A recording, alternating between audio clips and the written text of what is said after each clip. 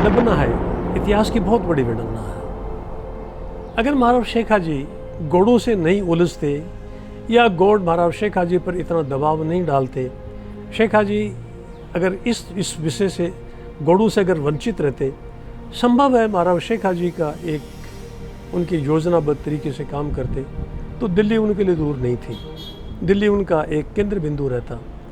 परंतु किसी प्रकार से गौड़ों ने उनको उलझा दिया। बताना चाहूँगा कि ये गौड़ कौन थे। विक्रम संवत 1209 में ये गौड़ अवध से, दो भाई अवध से आए। अजमेर इनका आगमन हुआ और पृथ्वीराज ने इनको दैया राजपूतों को दबाने के लिए इनको काम दिया, बड़ी खूबी से किया और उनको मारोट के इलाके का एक क्षेत्र इनको राज के लिए दे दिया गया था।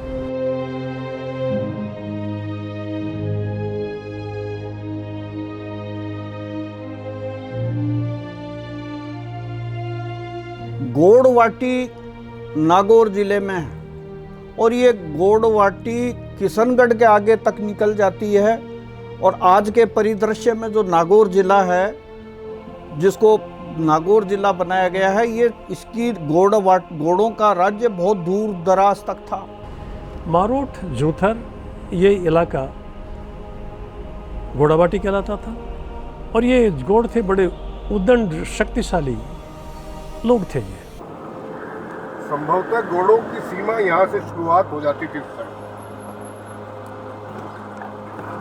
गौड़ राजपूत जो हैं वो उस समय के सशक्त और परंतु बड़े उदंड थे। गौड़राज गौड़ बहुत ही उदंड शासकों में माना जाता था। आम बात की नीति को तो मानते ही नहीं थे, हर चीज़ को वो अपने शक्ति बाहुबल से ही सुलझाना चाहते थे। इस विषय में जूथर नाम का एक सबसे इनका ठिकाना था, जो कोलराज बहुत शक्तिशाली था, महा उद्दंड व्यक्ति की प्रकार का था। गौड़ जो थे बहुत शक्तिशाली थे।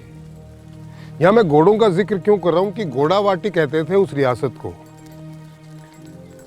कोलराज गौड़ जो है वो उस रियासत का एक शक्तिशाली सरदार था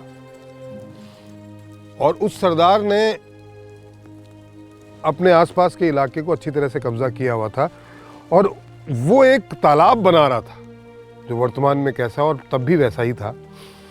तो वो एक तालाब बना रहा था। उस तालाब के लिए उसने कुछ शर्तें रखी थी कि जो भी राहगीर यहाँ से गुजरेगा वो उस तालाब से 2 पराती मिट्टी निकाल के ज़रूर डालेगा, जन सेवा ज़रूर करेगा, श्रमदान ज़रूर करेगा। ये उसका कौल था और उसके सैनिक ये चीज़ें करवाते थे। उन्होंने अपनी काकी को रावड़े में प्रवेश कराया, वहाँ भेजा, सांत्वना दी, आश्वासन दिया कि उसका बदला अवश्य लेंगे।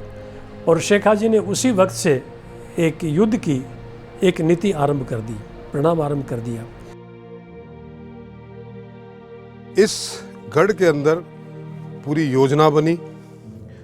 उस योजना के लिए पूरी तरीके से एक व्यू रचना तैयार की गई, जिसमें कोलराज गौड़ को किस तरीके से तहस नहस करना है, क्योंकि गौड़ों का साम्राज्य बहुत बड़ा साम्राज्य था और वो बड़े शक्तिशाली लोग थे। हाँ, वो अलग बात है कि वो उदंड थे, बदतमीज थे, लेकिन उनका वो युद्ध में उनको हराना बड़ा कठिन काम था। तो उसके लिए एक नीति बनानी बहुत आवश्यक थी। नीति बनी, नीति पे आगे जाके कार्यान्वयन भी हुआ।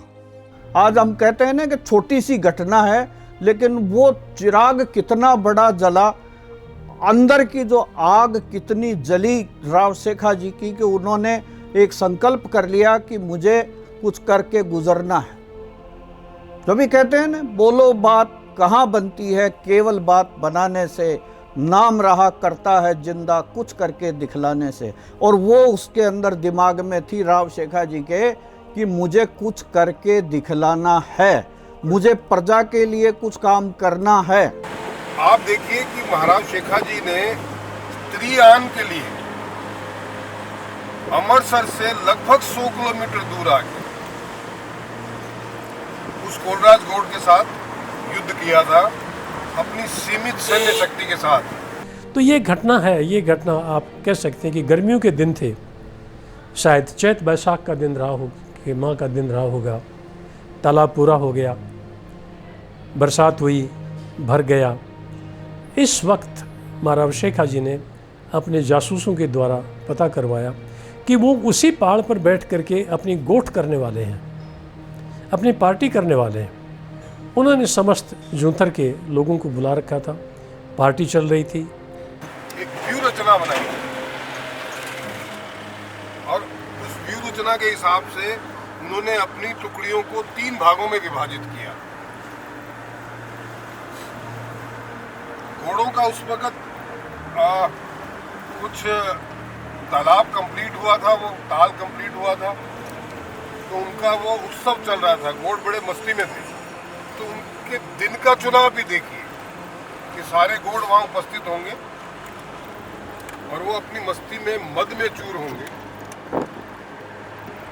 उनकी व्यू नीति को देखिए आप। इसी वक्त महाराव शेखा जी, उनके पुत्र दुर्गा जी और दूसरे उनके पास करीब ऐसा है जैसे कोई एक बारात आ रही हो, एक सेना का एक दल आ रहा हो।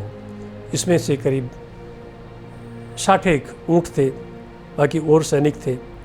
तो उन्होंने तालाब पर हमला करने की योजना दुर्गा जी को सौंपी कि दुर्गा तू यहाँ पर हमला कर, और स्वयं शेखा जी अपने घोड़े लेकर के और जूंथर के किले के रास्ते में जाकर के अपने खड़े हो गए।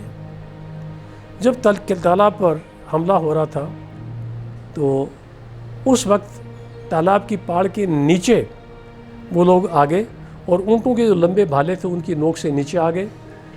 ऊँटों के ऊपर जो चढ़े हुए दुर्गा जी के साथ जो सैनिक थे उन पर तीरों की बौछार हुई। बहुत से शेखा जी के सैनिक यहाँ पर धराशायी हो गए, मारे गए।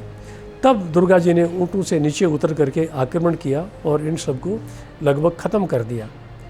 इस वक्त कोलराज, जूंथर का राजा, अपने घोड़े पर चढ़ करके गढ़ की तरफ भागा। रास्ते में शेखा जी मिल गए। शेखा जी ने कहा, भागता कहाँ है? तेरे तालाब की मिट्टी डालने तो मैं आया हूँ। और उन्होंने युद्ध में उसको ललकारा, युद्ध हुआ।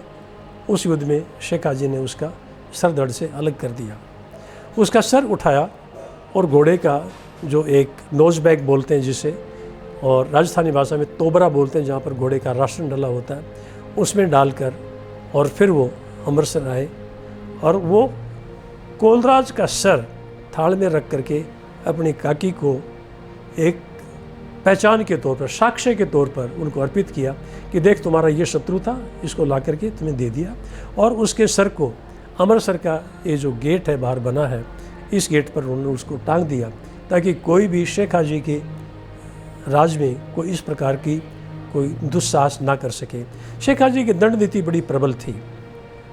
वो एक किसी को दंड देते थे तो एक भयंकर दंड दिया करते थे। यहाँ से दाता 13 किलोमीटर दूर है।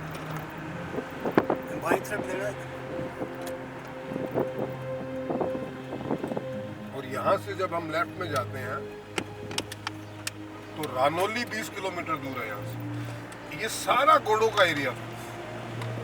और आज आप ढूंढने जाओगे तो घोड़ नहीं मिलेंगे यहाँ। घोड़ों को समूल नष्ट कर दिया। राव कोलराज मारा गया, जिनका ठिकाना ये जो पहाड़ी पीछे मेरे राइट साइड में दिखाई देती है, उसके पीछे जूंथर ठिकाना था, जो आज की तारीख में नाआबाद गांव है, जिसमें आज की तारीख में आबादी नहीं है।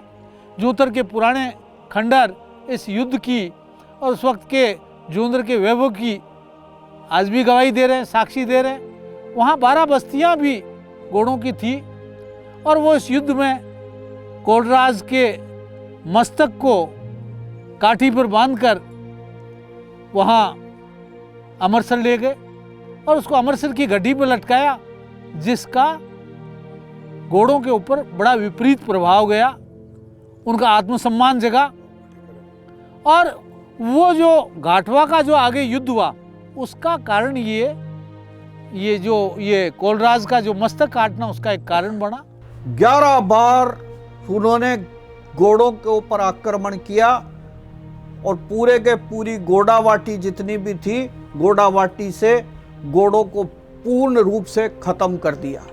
जब भी किसी कवि ने कहा, घोड़ बुलावे घाटवे चढ़ आयो सेखा, थारा लश्कर मारना देखण का अमलेहा। मतलब कि इस पूरी गोड़ जो राव शेखाजी ने संकल्प किया था, अपने साफे पर उस मिट्टी को बांधकर कि मैं पूरे गोड़वाटी में गोड़ों को पूर्ण रूप से खत्म कर दूंगा, ये संकल्प उन्होंने पूरा किया। तभी कवि ने कहा, गोड़ बुलावे घाटवे, गोड़ों ने घाटवे में बुलाया, चढ़ आए शेखा, और थारा तेरे लश्कर जितने भी है ना, गोड़ों का नामो निशान खत्म कर दूंगा। और उन्होंने ऐसा ही कर दिया।